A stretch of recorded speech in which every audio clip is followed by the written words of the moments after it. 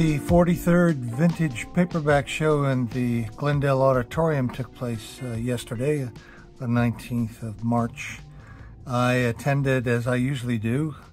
It's hard to believe that it's 43 years it's been going on. It's all due to Tom Lessor, who's a great passionate fan of paperbacks and a friend. This year's show was excellent. I saw a lot of old friends, made some new ones, and got a lot of great books. Most of these books cost me $1. The dealers that I go to, they have them in sort of dollar boxes underneath their main counter tables, and you have to browse through them, and there's a little bit of a scrabble. But I found some interesting books this year.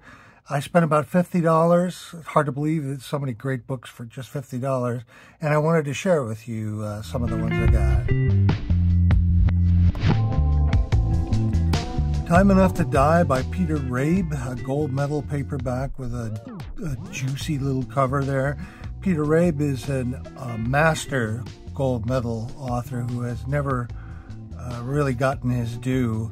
I like his books. I didn't have this one in my set, which is now complete. It's quite good. Then we have a John Wyndham book.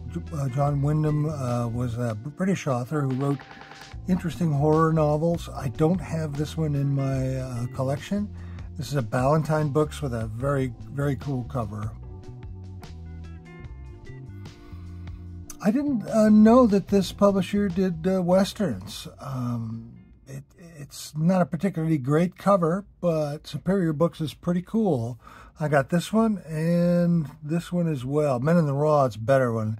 William McLeod-Rain is a really good author. It's a British paperback. I'm looking forward to reading it. Contact is a collection of encounters with extraterrestrials. I've been wanting to get this collection for a while because it pops up in lists everywhere. This is a personal choice. I don't have a collection of Orwell's essays. He's one of my favorite authors. This was a paperback that was targeted towards the college crowd, probably 60s, early 70s. I wish they would have been a bit more creative with the cover. There's so much interesting visual imagery they associated with Orwell, and they went with sort of a, well, I don't know what. Midwood was a specialist in sort of soft core / hardcore exploitation. This looked appealing because of the pink cover and the starlet. Hollywood, I've been looking forward to having fun with this one. I was really excited to find this one, and it was only $1. All of these books are just $1. This was Lipsky's book was made into a great movie, noir movie with Richard Widmark. I wanted to read the original, and this is an early Penguin. As you can see, the cover is beautifully designed. This was the second John Wyndham I found. I am looking forward to reading this. Ballantine did a great job with a odd and interesting cover.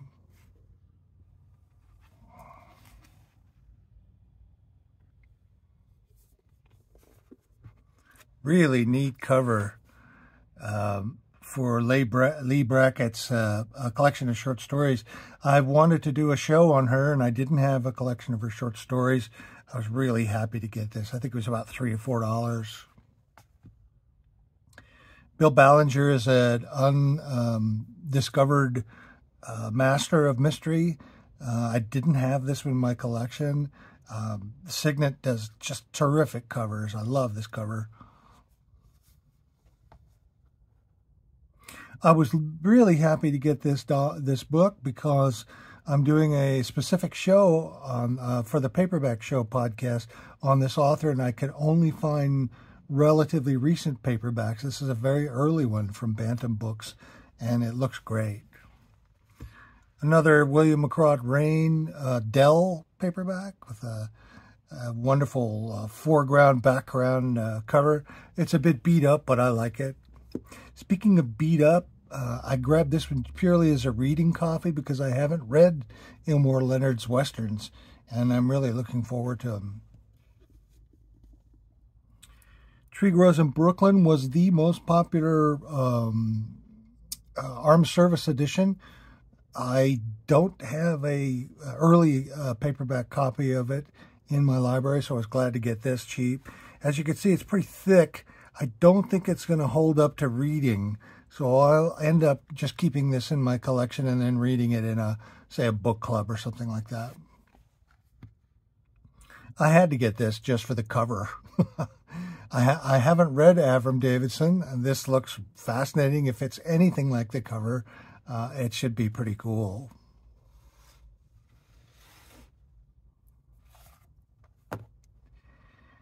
Couldn't believe this was in the dollar pile. Of course, it does have a little warp to it, as you can see, and it's a bit beat up, but still $1 for a Richard Stark Parker book. Oh, man, gold medal. If you haven't read the Parker series, it's one of the hardest of the hard-boiled. Fritz Leiber was a wonderful historical sword and sorcery author of the Fafhrd and the Grey Mouser series. This Ballantine edition of his standalone post-Holocaust novel is really great. Excellent cover. I'm looking forward to rereading it. I was so pleased to get this because Greg Herron, a mystery author, recommended this to me in our podcast on Daphne du Maurier. I said, do you know of any other good suspense authors? And he said Charlotte Armstrong is the best, so I was happy to get it. Really interesting century book that I didn't have in my collection by William Hobson, which I believe is a Zane Grey pseudonym. I was curious that, and I've often wondered why paperback sellers do this to mar the front cover. It's just beyond me why somebody would do that. Arthur Upfield is the author of the Boney series, B-O-N-Y, who is an Aboriginal detective from Australia. I haven't read him yet. This looks like a fun one. Brian Aldiss edited Penguin science fiction series. I love Brian Aldiss, both as an author and as an editor, and did not have any in this series, and I'm looking forward to collecting them all. I think there were 3. This one was fun.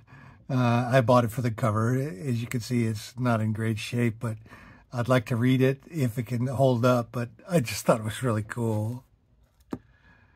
Another great science fiction anthology. This New Writings in Science Fiction goes up to like 14, I think. All from the 60s and early 70s. Pretty neat. Frank Kane was a minor mystery author with his Johnny Liddell series. They're sort of like John D. MacDonald, but not too bad. Dell did a great job with this cover.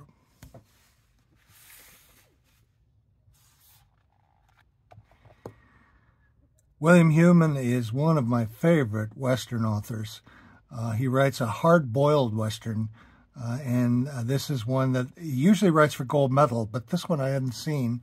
It's a pocketbook. I'm looking forward to reading it. I had to get this because it just looks so sleazy. I'm curious about this special foreword by Jack Woodford. I think Jack Woodford is a pseudonym, house pseudonym for something. But anyway, I just thought it was delicious. Glory Jumpers with a great author named Delano Stagg. What a name. I found out about this book through an article in Paperback Fanatic, a monthly magazine on paperbacks. And this was military World War II novels. And I just love this dynamic cover. It's so great. Henry Treese is an expert history author. This one I hadn't heard of. It looks intriguing. Give it a try. I don't have this one. It's part of the Adult Fantasy series by Lynn Carter. Lynn Carter was a wonderful editor of this whole series and probably brought certain types of fantasy to a wider audience than anybody before. He also wrote novels, and they had this one there, which is his version of Conan, Thongor. it looks better than it actually sounds when you say it. This is a British edition, Manor Books, Tanda Books, excuse me, with a delicious cover. Not too bad.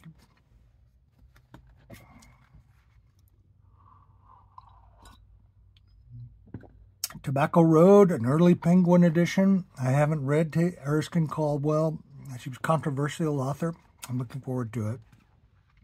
Another good gold medal, Stephen Marlowe, second tier, but quite fun, with a neat cover. Love it. Found 2 Theodore Sturgeons for $1. Can you believe it? I love Theodore Sturgeon. I didn't have this in my collection. This is going to be close to completing it. And a beat-up copy of a book I've been wanting to get for a while on Alien Contact, a collection of classic authors, Bradbury, Sheckley, and many others. I had heard about this book in other writings, and I'm looking forward to finding out about it. Now for my favorite stuff.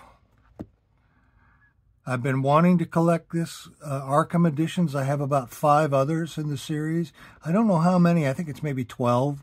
August Derleth was the editor of the other Lovecraft series, but she also wrote her own books, and I'm really looking forward to reading it.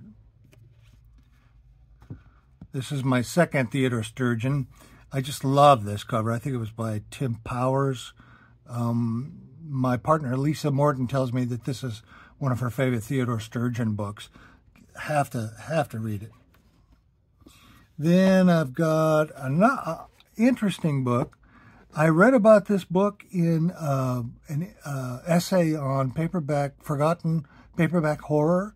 I love the fact that they say it's a jewel of horror. That's exactly what I read in the essay, by Margarita Lasky, an author I hadn't heard of. Ballantine did a great job with the cover.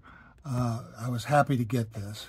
I also picked up an interesting book, Griffin Books by Gary Levisi, which is an entire bibliography of Dashiell Hammett and Raymond Chandler. Looking forward to that.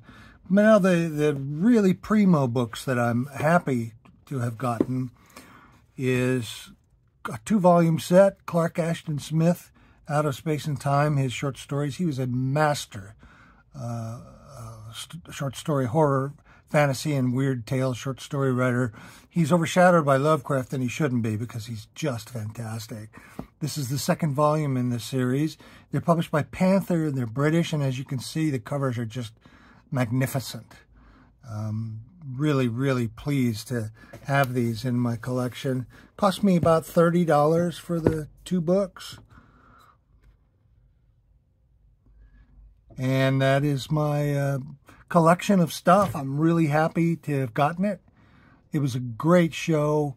I came away with lots of books, didn't spend a lot of money, and got some great paperbacks. Keep an eye out for our next episode of the Paperback Show at paperbackshow.com. And thanks for watching. See ya. Bye-bye.